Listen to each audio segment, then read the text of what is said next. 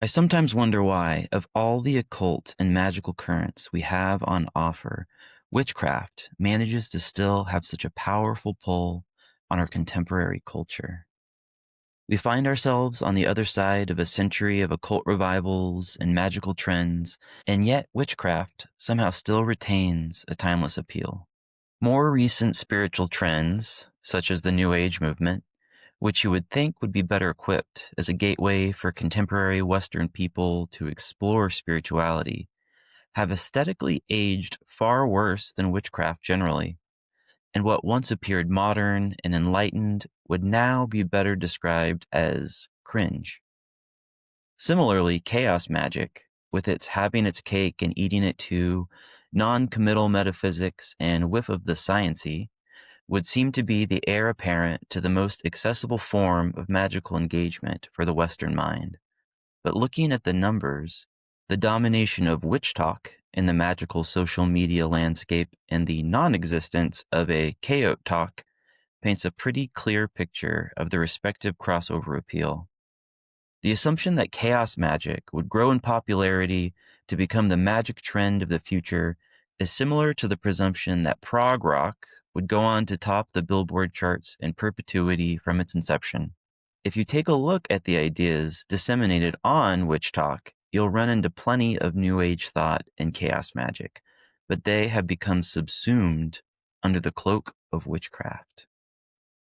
I think a key to understanding witchcraft's enduring popularity in the modern era lies in Jacques Derrida's concept of hauntology. Hauntology describes the ways in which the past continues to haunt us in the present. It is somehow both a nostalgic and eerie feeling that Derrida said could be summed up most succinctly by Hamlet's line, "The time is out of joint." As our relationships and media landscape and ways of interacting with the world become increasingly less tangible, it's only natural that we would yearn for a more embodied way of engaging. In smaller ways, we crave the experience of a time when our lives were simpler, which is why music and fashion trends seem to be perpetually looking back 20 years. The writer Mark Fischer observed an effect that he called the slow cancellation of the future, where this nostalgia for a generation before, this desire to relive a memory of a simpler time, has caught us in a perpetual cultural time warp where novelty and innovation in the realms of art and media are rapidly decreasing, all while technology advances exponentially around us. If my generation is so nostalgic for the 80s of our youths that we largely consume media that calls back to it, will our children be nostalgic for the era we're living through today or for the 1980s? And then what about their kids? When we look back, what are we looking for? I think we're looking for some kind of meaning in the tangibility of the past that we no longer experience in our daily lives today. In many ways, this slow cancellation of the future has left us in a vacant pastiche. And so we have to look back even further. We start to crave the kinds of activities that make us feel more human. Maybe you take up bread baking, or exercising with kettlebells, or making beef tallow lotion. This same impulse, I think, is just as present in our spiritual lives, and hence the timeless appeal of witchcraft. The expression of magic that as far back as you go in all of its iterations has always felt even older. In Lee Morgan's latest book, The Rag and Bone Man, they explore the enduring influence of the Victorian age and the ways its novel approaches to the spirit world are still haunting us in the present day. Lee describes our attraction to this time as being related in many ways to its very substance, where, as they describe it, our modern witchcraft ladders get started through stealing the fat from the previous era, one that still exists inside us in the presence of our own great-grandparents. We can nourish ourselves here in this one. In Lee's new book, they weave together academic research, poetic fiction, and embodied practice to bring the Victorian era's ecstatic hunger for a new kind of spiritual experience into tactile relief. Here we, just like the rag and bone man of his time, can steal the fat from the discards of the past and deepen our own practices. Also, a friendly reminder that you can tune in to our extended conversation on Patreon, where we talk about the nature of being in diaspora as a magical practitioner, the ways that Lee's practice has evolved since they first started writing, and the slow cancellation of the future.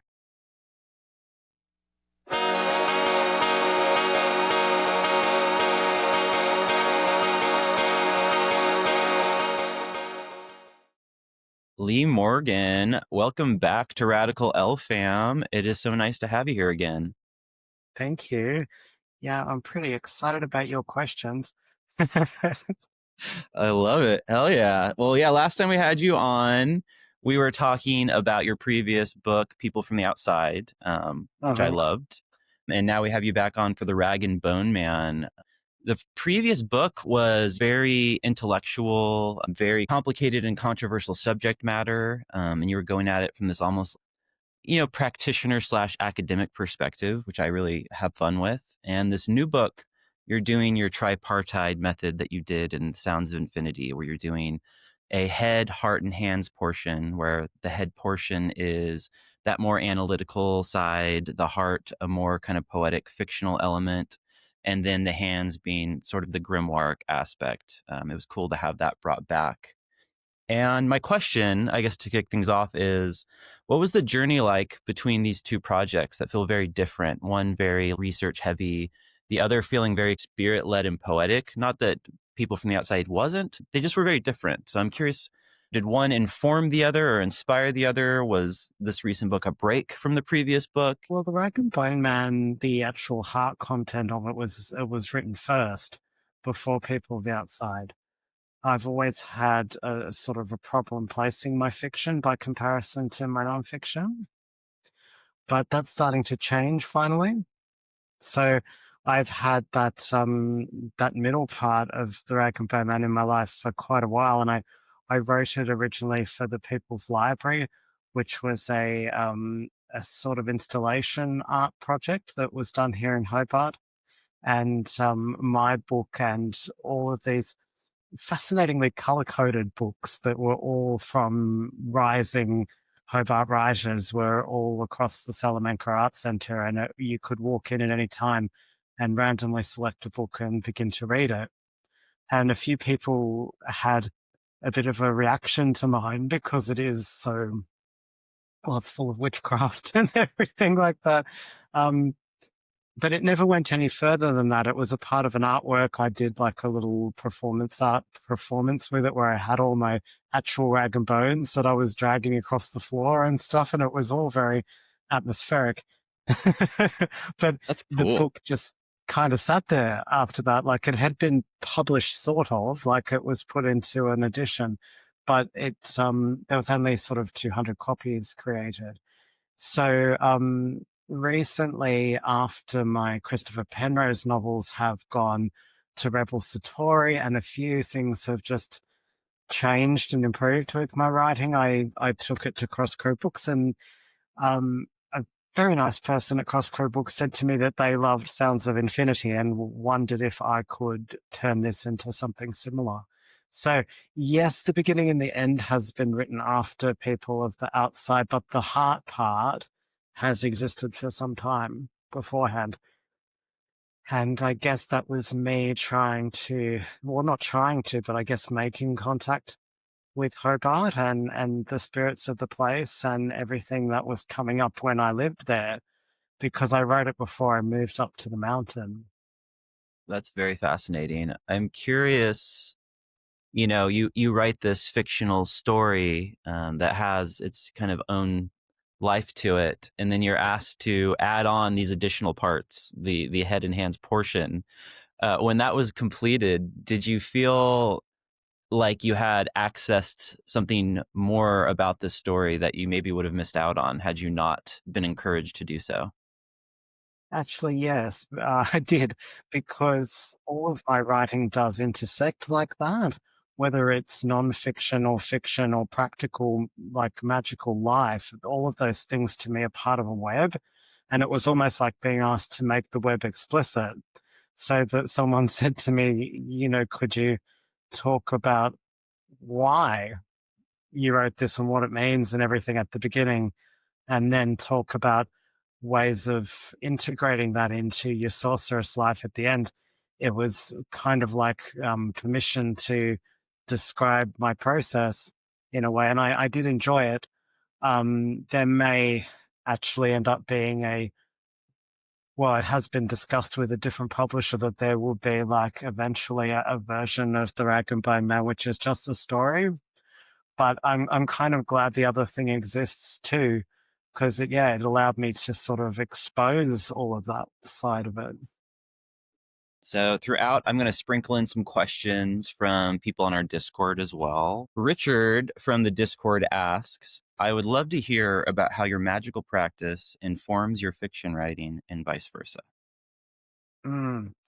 Well, yes, that's a very interesting question because I almost really couldn't separate them. I think that's why fiction is so important to me because it allows me to sort of show people inner processes that happen in my magic, but also, I guess, to speak from the edge in a way about things that I might not otherwise be able to talk about. Um, for me, several things kind of coalesce in my mind when I'm writing, and one of them is definitely sorcerer's consciousness. There's a feeling of being in a great multitude of different threads, and I'm pulling on those threads and bringing them together. But at the same time, something is doing that through me as well. There's a collaborative element to it. It's definitely not me alone that writes my fiction. Yeah, I haven't really played around with fiction very much in my life, but having a magical practice, I can't imagine that I would attempt it at all without seeing it as sort of a communication with a spirit or other spirits. I can't imagine doing it without seeing it as something channeled to some degree. Absolutely. Yeah, and I mean, story is something magical in most cultures. When you think about that line between story and myth, there's always this sort of process of reweaving reality at some level when you start to speak from that place. And I think that line between story and myth is probably more fragile than what we realize. I think, as witches in particular for us or as sorcerers of any kind, I think you're always playing with the edges of what creates your reality and therefore also what creates reality for other people. And I think it's a fascinating area. I I wish that I'm currently making moves to get my books onto audio, which I think could help a lot with getting people to listen to fiction. Are you going to read them yourself? Well, I don't know about that part yet. That part's still being discussed, but I don't know. Personally, I have cultural cringe about my Australian accent, so I don't know. I don't The know. rest of the world disagrees, but I get it. A word you use in the first part of your book that I found very stimulating is hauntology. Um, so I'm curious, what is hauntology and how does it describe the themes stirred up by your character, the Rag and Bone Man, from the heart section of the book? Well, hauntology is something that's kind of like it's a word that actually exists, oddly, because it doesn't sound like it should exist. It sounds like it should be a made up word, but it actually does exist in theory. And it comes from, like, as in capital T theory, from Jacques Derrida, and it made its way into my mind back when I was doing postgraduate work at university that was in literature. And this was something I bumped into where I went, oh, this is intriguing because it's like where the extremes of Western consciousness bumps into the intuitive world somehow. Because Derrida says basically that the era before this one haunts this era, and that everything is text in theory, as in like history, photographs, writing even something that you witnessed and then report becomes capital T text. So it's not just literature, it's like everything is a creative act. And I think that inspired me a bit, even at the time, with that idea that, you know, ritual is a creative act, life is a creative act. Like there's no actual real line between the two. But this idea that we're haunted constantly by textual ghosts that seep through from the era before our own um, got me really interested because I feel, for a lot of reasons, which we'll probably discuss later on in this talk, that there's a lot of seepage from the Victorian era into our own. And we're very close to that era still. I have a great deal of artifacts, for instance, which would be classed as text by Derrida because there's always an interpretive element to text, like it's something that you can interpret. It's not just like, devoid of that. So even if you own, a dressing gown that your grandmother had in the Victorian era, it's still a textual item that you can analyze for meaning and emotional content and the smell of it and, all of these different elements. And I'm yeah, I'm still interested in exploring more about hauntology, but at the moment I'm kind of feeding it into what I'm writing in my Witchcraft Live. I love that. That's fascinating. You brought it up there, the Victorian era, which is a very key element to this whole book, the characters, the story, the background, and the grimoire portion. So, in many ways, the book hinges on it, both what changed during it and what aspects of it were salvaged and discarded by us after it. And I love the way you describe the Victorian era as like the taste of port of a certain year. It wasn't a great time to be alive for a lot of people, yet its ashes and dust compressed down to something that's quite sophisticated on the palate. So I'm curious, what inspired you to go so deep into the Victorian era? Is that just always been a fascination of yours? Is this something the spirits encourage you to look into? It's kind of a combination. I mean, I was living in Hobart at the time near some of the, well, Victorian age monuments and the remains of that time period because, like, you know, Australia doesn't have Western culture remains before that period, really. Like, if you're looking at ghosts um, in general, actually, of because, the Indigenous people had processes that stopped the forming of ghosts. I think most of the haunting in Hobart comes from, post, um, invasion. Um, there's that element, but there's also the fact that my family in Dorset has quite a lot of superstitions that go back to there, that are rooted in, my great grandmother's life, who was born in the Victorian era, and I have artifacts of that era that have strange sort of smells and textures and stuff that I find very intriguing. And I guess there's a lot of layers to my interest in it, but I think it was definitely also pushed to the front of my mind by Derrida because that is the era that precedes this one. If you look at this as sort of the so-called modern era, the one before us is the Victorian age, and I feel it pushing through the edges, definitely here in Hobart all the time. There's little bits of it that come out of each wall that's knocked down to produce some new thing. We find broken bottles and all the sort of things that the rag and bone man would have collected in the past to make new things come out of the pavement. So there's there's probably three or four different dimensions to why that era interested me. Those are a handful of them. And you mentioned the rag and bone man there, the titular person and a titular job at one time. Can you describe what a rag and bone man was in the Victorian era? Yes.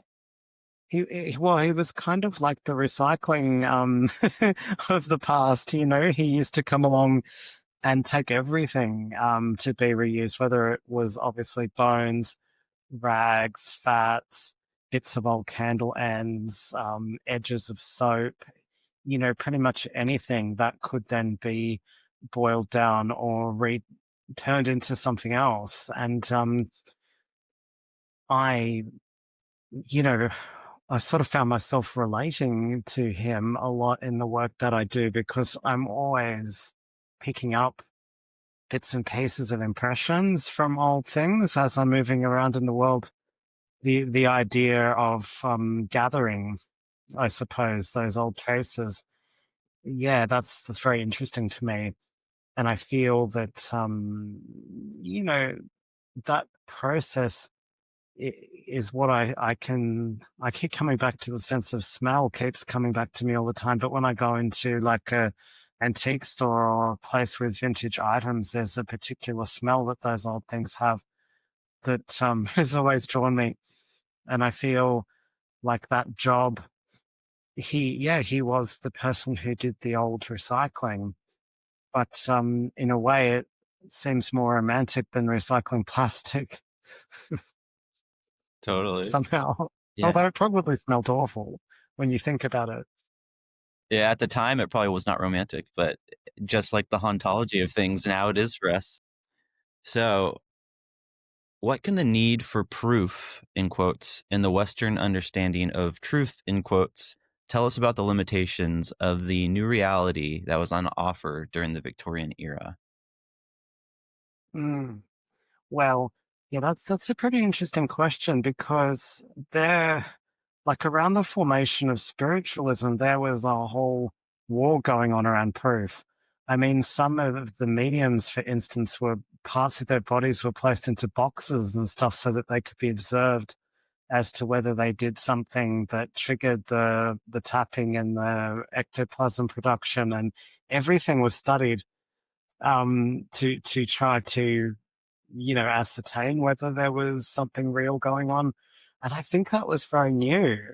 I don't think like if you go back sort of 100 years earlier, or even yeah, I would go, you know, 100 years earlier, you wouldn't have seen that. You would have seen people just believing that magic existed without needing that. Hmm. And something changes, and I think that that's what I'm really interested in studying going forward is what changes in our minds, our perception of reality that creates that. And does rationalism come out of that, or do we come out of rationalism in the sense that, like, once that existed, were we no longer able to perceive as much of the spirit realm as we did before? Um, that's a bit of a rabbit hole for me that I've been down recently with a whole lot of 1700s texts that I've been looking through on apparitions Mm. and stuff, trying to understand how did people perceive and with what senses did they perceive the spirit world previous to rationalism, and trying to understand what happened. And it's a very interesting question because if it hadn't have happened, I wonder if witches would still be being persecuted. Like, I actually do think it's a double-edged is a Hmm. double-edged sword the right metaphor? Either way, it's a Hmm. confusing thing because it's both necessary but also maybe detrimental in some way as well. In a nutshell, I think that it kind of defines the modern era or the beginning of it. The reason why the Victorian age is bubbling up through our own still is because that's when our way of thinking began, that need for proof.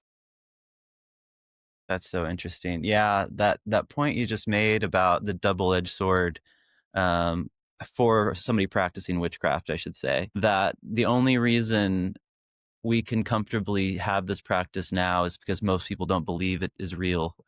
Yeah. uh, and it's so interesting. Yeah, if the world were to become a more in touch spiritual place, would suddenly witches be, you know, public enemy number one again? Yeah, maybe. So I find that very interesting question. Like, it seems to have denuded most of humanity of its ability to perceive the spirit realm, and yet at the same time, it probably protects us. And it also reminds me to some degree of that term you used in one of your previous books, the noticing. You know, these things, how would people have perceived ghosts and spirits? It's possible that, like you say, the modern era has really shut down a lot of our noticing ability. Maybe there's all sorts of even small things we would pick up on that could be collated into information, even like spirit communication, by people that aren't considering themselves witches. But it's kind of shut down, I think, by society. I don't know if you agree with that, but Do, yeah, I think it definitely is shut down. And I don't think it's good, sadly. It might yeah. protect us in our practice, but I don't know if it's good in the grander scale because I think it has led to people feeling more cut off from the rest of life, from plants and animals and the whole ecosystem that we're part of. Yeah, it's very strange. There's one part of me that would like to think maybe if there was some restoration of a deeper spiritual connection on a wider scale now in an era, hopefully, that is more secularized, that maybe it would be easier for a witch type practitioner to explain their practice to people and it be less demonized. But I don't know if that's possible. I think it is possible, but it's going Yeah. to take quite a process, I think, for us to get there still. Mm-hmm. I almost wonder if science will take us there in some Mm. strange quantum physics way where we're going to start going, oh, actually, maybe there's multiple realities and, we might go that way instead of going back through faith. Mhm. Yeah. Oh, I like that idea. That's great. I mean, there's evidence of that for sure right now, which is really interesting. I'm watching with bated breath. Yeah, it's one of those things where, like, I don't know. The amount of people I talk to who otherwise don't have very much of a spiritual practice at all, who are very open to the idea of other dimensions and um, non-human intelligence, all these things. It seems like it gets more popular every day. So I am curious where this is going to go in a few years. Who knows? What stage was set by the Victorian age that allowed the spiritualist movement to grow and thrive? Well, there's a couple of things that went on there. One of them, of course, was the rise of rationalism, like we've discussed. I mean, we were moving into a world that didn't just trust in the existence of the good folk and of ghosts and all of these other phenomena that now needed proof. And I think spiritualism was an attempt to do what we were just talking about. It was sort of trying to take the beginnings of science, which were happening at that time, and extend them in the direction of sort of suggesting they could actually prove the existence of spirits. And I think that's another reason why I would link it to our own era, because I think that people were trying to pull in two different directions, like the people that were putting mediums parts of their bodies into boxes to study them and such were taking it one way, but mediums were taking it another way and suggesting that perhaps all of this was actually like you get Rudolf Steiner called what he did spiritual science, for instance, Hmm. and this word science gets thrown around quite a lot by things that are contemporaneous with that. The idea that it is a form of scientific investigation in some way, and that the whole room is full of witnesses at a séance. That it's witnessed by lots of people and therefore credible and different to a witch's sabbat that happens unwitnessed in a forest with only people who are mediums in the sense of like spiritually switched on people, whereas a spiritual seance allowed people to come in and see it. And I think there was a lot of um reactivity to the high mortality at the time as well. Like there was a lot of people who lost children and family members, both to sickness and to warfare and all sorts of different reasons, who were looking to make contact with the spirits of their deceased family. So I think, yeah, there was a lot of things that were pushing for it, but it was also very linked to a lot of other movements. Like it was quite linked to the rise of equal rights for women and the abolition of slavery and all of these other things that were coming together at that time. I think, yeah, and it had some heft behind it at the time. Like it really took off, like it spread rapidly. So, to quote you from the beginning of the book, you say, many Indigenous Australians around the continent believe that images of dead people are dangerous. And I would suggest that this idea holds a deeper understanding both of the dead and of photographs than most of us have achieved. So, my question is, what is dangerous about the images of dead people and photographs more generally?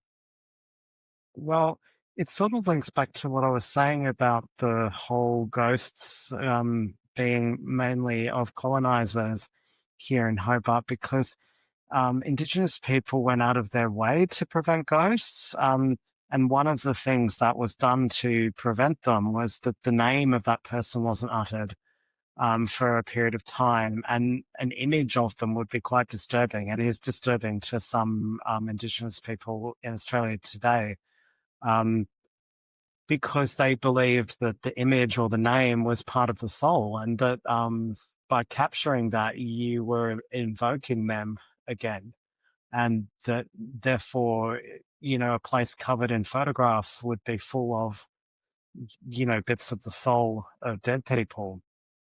And I find that really interesting because I think it's true. Actually, I can kind of feel it when I get out my old photographs. I can feel I'm invoking the spirits of those people, and I tend to only bring them out around All Hallows and the time when I actually wish to call those people in. I don't have my house covered in photographs of dead people, or living people, actually, because I sort of believe it traps people in time. If you have a photograph of them when they were 20 or when they were 8 or whatever, you're sort of locking that person into that image of themselves. So yeah, I kind of agree with Indigenous people, not to the same degree. Like I wouldn't freak out if I saw an image of my dead grandmother, but I certainly would take it mindfully as a thing that I only do when I wish to, um, you know, bring them into my consciousness and my presence. Yeah, it makes me curious to try to trace back to when humans started having portraiture in these types of things as a practice, and if something big shifted in culture or society because of it. Well, yeah, I mean, it is probably fairly closely linked to the beginning of spiritualism, the commonness of a Huh. photograph. Mm. Yeah, that's so interesting. I love that. So, you describe the curious spiritualist phenomena of ectoplasm and the way photos of it were often touted as, quote, proof of the supernatural at the time, as being both true fakes or fake truths. That's your phrasing there. And my question is, what is true about the fake examples of ectoplasm? And can that tell us anything about the fundamental nature and reality of spirits? Well, ectoplasm, the thing that interested me about it is that it was considered to be a semi-physical excretion that happens from the body during a spiritual event, particularly for mediums when they are bringing through a dead person. And anything which is visceral and physical like that interests me as a witch. I immediately think to myself, oh, hello, what's happening here? Because, there's lots of discussion about people changing shape and appearance in witchcraft and being able to manipulate the flesh in various ways. And um, yeah, it fascinated me that there was this stuff that was coming out of people and people witnessed it, but recording it was difficult. It didn't seem to necessarily yield to being recorded very well. And there's definitely, proven cases where the stuff that was photographed coming out of came out of the openings on the body, like the nose and the mouth and the ears. Um, yeah, even some of it's coming out of people's genitals. Like it's a very oh yeah, it's a very physical thing, which is so interesting in the Victorian age. The idea of this goo emerging from the bodies of these ladies in long dresses and stuff. It's very it's like this primal thing that wouldn't stay behind a corset. And I find that very intriguing. But yeah, most of the photos of it are fake because of the fact that apparently it didn't show up as well in photography. It was witnessed by many people. People would see it, but then they couldn't record it, or at least mostly they couldn't. That's crazy. Yeah. Something I found really interesting about the way you're going into this kind of shift in our understanding of reality during the Victorian age is in some ways this exploration of fakery as maybe necessary to convey a truth to these people who are losing touch with the spiritual world, that maybe it would have been more intuitive before because they didn't need these photos and things like that to prove anything. So I guess I'm curious if you see some element of, I don't know, a shift in the nature of truth that requires fakery. Yeah, I do. I can sympathize with it. I don't know whether Yeah. I don't know whether it's necessary as such, or maybe Hmm. it's hard to comment on really because it's not necessary for me, but Yeah. for some Yeah. people it clearly was. Hmm. I think it's a very good comment on the spirit of the time for sure. Like people knew this thing was real, they'd experienced it, they'd touched it, they'd felt it, but they couldn't prove it. And Yeah. so, they took photos with like muslin and various things Hmm. that were meant to be ectoplasm. And yeah, it's a difficult one. I can understand why it happened. I think if I was a witness of something like that and I couldn't capture it, I would wish to prove it in some way too. Yeah. That's interesting. So you say of the term folklore being coined in 1846 that the coming about of the term revealed something, a new kind of self consciousness, a sense that now fully manifested itself in us with the innocent intent to study ourselves. So, how did this new notion of folklore and the trickle up effect that followed change the way people of this era saw the world? Well, I'd say this part is definitely part of the fruits of the era before itself, like in the way that hauntology talks about that idea that everything imbibes the era before it. This is a bit of Yeah. romanticism, I think, that creeps Yeah. in from the era before the Victorian age. It's this idea that there is this beautiful, innocent time that existed just before us, and that the customs of the folk are this innocent remnant of that, and that we need to sort of hold on to that before modernity destroys it. Um, I think, well, it was very necessary, I guess, that people recorded this information because so many of us today return to this to try to understand our own experiences, to try to contextualize witchcraft, to try to do all of these really important things that I see as reconstructing our soul. Like it's a folklore, it's deeply important, but at the same time, it is, the investigative mindset of it comes from something at the time that is quite melancholic. There is like a sense of this belief in, we're losing this, it's going away. I mentioned at one point in the book about how people believed that the fairy people were up and leaving Britain Mhm. as if they were, in their own diaspora that was happening, that we were losing the good folk. It's very, yeah, it gives you an insight into the mindset of the time. That's really interesting.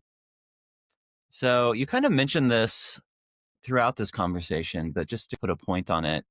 So, in some ways, our current moment has some echoes and rhymes with the Victorian age and the influence of spiritualism. So, right now, we have rapid technological innovation, which has changed how we consider reality. And in the light of tumultuous world events, many people are turning to spirituality to contextualize this current moment. So, do you see a relationship between our current era and the elements of the Victorian era that you explore in your book? And if so, what can we learn from it? Well, I think that, well, hopefully, what is going to happen is what we just talked about with the whole quantum science like angle. I'm hoping that maybe some of that is going to feed into a development of a more, I wouldn't say more sophisticated understanding, but maybe uh, just a different understanding, I suppose, Mm-hmm. of the spiritual world. So in that way, you could compare it to the rise of science and the way that it was being chewed on and digested by spiritualism. I think that that was part of the process of us trying to find how do all our superstitions and practices fit into a world with science, and how does that work? And I think today we're in a similar situation, but the science is bigger. The science Mm, like looms over our era very almost intimidatingly, I suppose, for some people. Like it's a big presence, and I think that I think we are doing our own chewing and digesting. I do think that this mirrors that in the sense that the other thing, I guess, that mirrors it as well is the inviting people into the parlor. And I would mm, say that for me, as somebody who's written books on witchcraft, which is a thing that one would never have done a few hundred years ago, not from the perspective of an actual practitioner. This is a very new thing that is happening right now. We are inviting everybody into the parlor. It's like a massive, big seance, where we are actually saying, like, well, come and have a look at this. mm, And yeah, I do feel that it's like the Victorian age on a grander scale. And of course, also the same political concerns, the equality of the sexes, and, what was back then the end of slavery is now the critique of race, and is like looking at like the way that we privilege gender and race and all these other things. It was kind of here in the Victorian age, and now it's here, but the mm. same sort of processes are happening with that material now. That's fascinating. So you summoned the good neighbors a moment ago, talking about how people in the Victorian era thought that the fairies were leaving. So I'm curious. You brought up the Cottingley fairy hoax in the book, and I'm wondering. This kind of goes to my previous question about like the nature of reality. So this might be not something you have that much of a comment on in particular, but what does the Cottingley fairy hoax tell us about the true nature of fairies, in your opinion? I think it speaks to their nature as tricksters, actually. Like Mm, I think it definitely I think they probably liked the fact that what they had done had caused humans to play games with each other in that way. Very mm, sophisticated, scary games to do with truth and fakery and everything. I I do think we are in conversation with them continuously throughout the era, whether we realize it or not. Like throughout every mm-hmm. era, there is an ongoing, sort of conversation that we might not even be aware of. And I definitely think that many people believed those little cutouts were actual real fairies back then. Which is fascinating to me to look at them because they look so fake that it's painful. Like I'm just like hard to even imagine. But people like Arthur Conan Doyle, for instance, was completely convinced that they were real, and that sort of had its place. But then I think also the disappointment that follows on from the recognition that they were fake is another part of that picture. And yeah, I can only say that I think perhaps, and this is obviously a guess because I can't really talk much about the nature of the good folk, but I would suggest that their nature as tricksters was involved in some way. Because I believe that they were seen. I do believe that that was Mm, based on a real encounter that mm-hmm. then like the ectoplasm had to be faked for the sake of proof. That's interesting. That checks out. Okay, we have another question from a friend on Discord, Reverend Janglebones, and he wrote a very long, detailed question, and he told me I could summarize it, but instead I'm just going to read it all to you so you can get all the context. But it's a really cool question. So, Reverend Janglebones asks, I seem to recall in another interview that you were asked about the tension between Christianity and Christian spirits crossing currents with the other folk. Your response at the time seemed to possibly point to the idea that what a person holds internally regarding these subjects and how they relate is of primary importance as opposed to some external bias held by the other folk themselves. My experience is that any unhealed baggage in the area of Christianity becomes very pronounced and real in ceremony, and that we cannot help but project our sleeping shadows in certain spiritual situations. So, in your experience, are the conflicts between Christian and fairy currents primarily self generated on an unconscious individual level, coagulating out of the historical emotional gumbo sloshing around inside us? Or do you think some of these beings really hold religious grudges for hundreds of years? Perhaps it's both? That is his question. That's a good question. Part of me thinks it was bold of me to make that statement originally, like that I actually look back Ah, on it and go, I don't think I should actually have made any comment about what hmm, hmm, about them on that front. Maybe it's a bit of both. I definitely hold by the idea that our projections of our own experience do change things, and that there's various reasons why people need to work through different sets of spirits from a human perspective. As for the good folk, I would no longer go as far as to guess what their reasons for holding, whether they hold grudges or whether they don't. I hmm. don't know. I think that they're as diverse as humans are, and like there's probably some that do hold enormous grudges and some that don't. And I think I'm going for a both and answer to that one. I think I like quite seriously. I think it's true, but also probably sometimes also unknowable at the same time. Yeah. Yeah, I think that's probably the wisest way to answer that question. Mm. I don't want to mess with We them. ha- yeah, definitely. We had Aiden Wachter on the previous episode we did, and we had a bit of a conversation about religion and any kind of like spiritual tradition as more or less being an interface that people can use to engage with a more complex reality beyond it that we would otherwise maybe not be able to really process.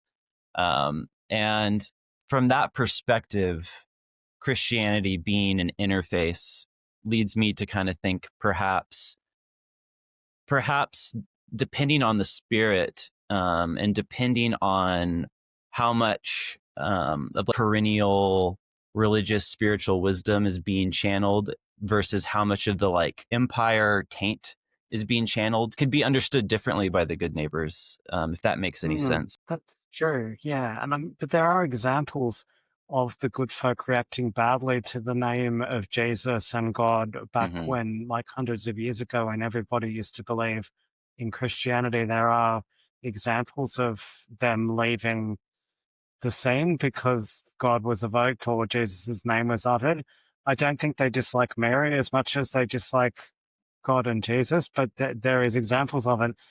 So clearly some of them, that's why I'm iffy about it, because I don't think that therefore means that all of them do that thing, because I mean that's kind of the basis of all racism and sexism, is the assumption that because one member of that group does a thing that therefore everybody does it. I don't know for a fact, but I certainly agree with you and with Aidan that there is definitely an interface. There's definitely something that is between you and the unfathomable nature of eternity and the collective consciousness and all of these like incredibly huge forces. We have an interface for sure. And I think if yours was Christian, growing up, it might be easier for you to talk to saints than it is to talk to, the spirit of the hill, so to speak. Yeah, yeah, that perspective, the interface perspective helps me understand certain Christian perspectives in a way that's not natural to me. For example, Mary, like the way people can engage with Mary in a way that feels very much a way I might engage with something far more close to fairy in certain ways. And that is where I think he's coming from with the question, where it's like, if you're a practitioner engaging with this interface with the right intentions and not summoning the wrong darker aspects that some people added to Christianity, perhaps at a certain point, maybe there's still a way to interact with fairy spirits through the lens of like a saint, perhaps, or the Virgin Yes, Mary. I definitely think that some saint material has worked its way into fairy practices for sure. Um, Yeah. it tends to shy away, I notice anyway, from the more patriarchal aspects of things. It doesn't seem to be as much about God and Jesus. It tends to be, yeah, feminine saints. Yeah, that makes sense. I love how you described the way witchcraft gets entangled in the subject matter of the Rag and Bone Man when you wrote, "By red light, we will weave through some of the virtue of a period where a lot of our modern witchcraft ladders get started. Through stealing the fat from the previous era, one that still exists inside us in the presence of our own great grandparents, we can nourish ourselves here in this one." So I'm curious, what is it about this materialistic turn in the Victorian era that made an occult revival and eventually a reinvention of witchcraft possible in the next century? Hmm. Well, I think that witchcraft by its nature is a more material form of spirituality, like much Mm, more so than Christianity, for instance. There is much more of a sort of emphasis on the sanctity of the material world and of both life and death. And I think that that was key to that material coming back through for sure. Like the very fact that, the belief in ectoplasm sort of clears a space for it, I think. But also, I guess there's a lot of other things that would have piled up together. I think that the ending of the laws against the practice of sorcery, as well, frequently spoken of, would have been a factor. But I definitely think that, witchcraft is something quite visceral. And I think all of that ectoplasm and rapping on tables and, the fact that the Fox sisters actually called this first spirit they spoke to Mr. Splitfoot was mhm, all very evocative of witchcraft. But there really is an explosion beyond witchcraft in terms of the Western occult tradition after that period. There is all of these other orders and things that start springing into prominence. And I don't know if that can be rationally explained beyond the fact that persecution ends. I think that, mhm, there's a lot of things there that leap out of the shadows into plain sight. And yeah, that would be what I would say. I mean, some of this stuff is mysterious. I can't actually, like, I always try to do both the head and the heart aspect of things mm, because to me, they're two different elements of reality. And I think if I was going to mhm, go with a purely head orientated answer, I'd bring up a whole bunch of historical facts. But I also believe that there's more going on than that there was like a real return of the repressed kind of energy that had built up over the time when sorcery was persecuted, and that when it wasn't persecuted anymore, it just went boom, like out mm. into the world again, which I think is fabulous. Amen. Yeah, yeah, it's interesting the way you put it there. It kind of makes me think that to some degree, spiritualism's popularity and the parlor game aspect of it to some degree just normalized the notion of dabbling in any sort of occult practice to such a degree that then people were like, well, let's start an order, let's come up with this, let's do that, and that could just kind of balloon out from there. It sort of did invite it into the home, didn't it? It was like out of the forest and into the parlor kind of. I love that. That's so interesting. Well, Lee, everybody should go out there and grab this book. It's so fun and very fascinating. And I'm about to take you into a little Patreon segment. But before I do so, what would you like to plug besides people going to Cross Crow and grabbing the Rag and Bone Man? Um, well, I've been throwing this out there in a few of my recent podcasts and various opportunities that I am interested in finding people that would like to participate in some practical research when it comes to what causes people's sight to come on and off. Mm, I'm looking at doing some research for more postgraduate work, and I'd like to do it in a head, heart, and hands way again. Like I'd like to actually do some practical experiments with the depletion of light, with not looking at screens, just different practices to see what causes people to have a extra dreams or to see spirits, or what enhances and what decreases it. So if anyone's interested in talking to me more about that, particularly if you've got some sort of connection to like an ongoing artwork or practice or something like that that I mm. could cite, that would be amazing. Like that's not even really about me. That's just about like my ongoing fascination with this topic. Um, That's awesome. I love that mm, idea. So yeah, mm. so what's a good contact for you for folks that would like to reach out? My rags and bone man at gmail.com is probably my best email to contact me on. That would be Awesome. amazing. Beautiful. Well, Lee, thank you so much for joining us here on this podcast. And now, like magic, we are suddenly in a different podcast, and it is the Patreon podcast. Welcome again. Hello, how are you? Hey. Oh, I'm doing great. To continue our conversation here, something you brought up Mm. in the book that I found really interesting, I'd never heard of this, was the goat fold from Australia that you mentioned, kind of this legend of an early witchcraft group. And I'm curious if that's something that's popular amongst witches in your part of the Southern Hemisphere. And also if you could tell us a little bit more about them, because I've never come across this. Yeah, well, it is. I suppose it's both legend and it is also recorded.